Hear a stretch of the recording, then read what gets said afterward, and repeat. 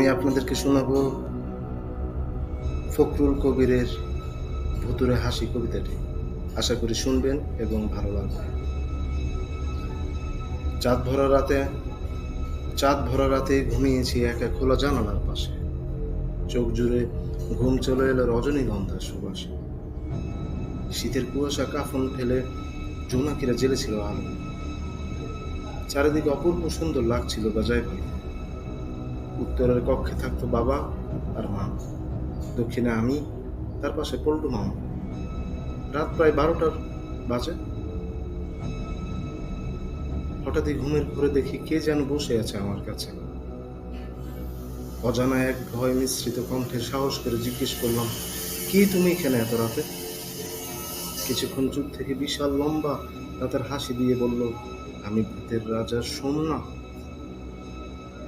তোমার সাথে কাটাতে এসেছি আজ রাত।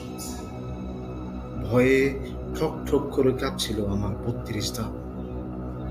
এমন সময় কে যেন আমার বুকে বাড়িয়ে দিল এক বিশাল লম্বা জমকালো হাত। আমার দম ফেলতে অনেক কষ্ট হচ্ছিল।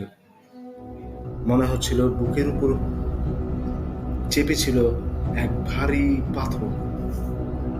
কষ্টে ভয়ে হয়েছিলাম আমি বেশ কাতর। হঠাৎ করে জানালার বাইরে থেকে একযোগে ভেসে আসছিল হাজার কণ্ঠের অট্ট হাসির শব্দ। তা শুনে আমি হয়ে গেলাম আরো বড় শীতল স্তব্ধ।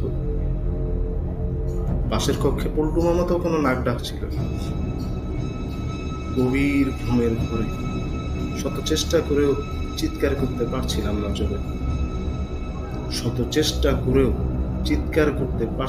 জোরে।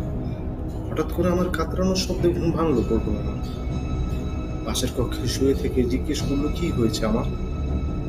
সোমনাথ তার ভয়াল দাঁতের অট্ট হাসি দিয়ে বলল, এবার আসি। রাতটা থাকতে পারলে তোর গলায়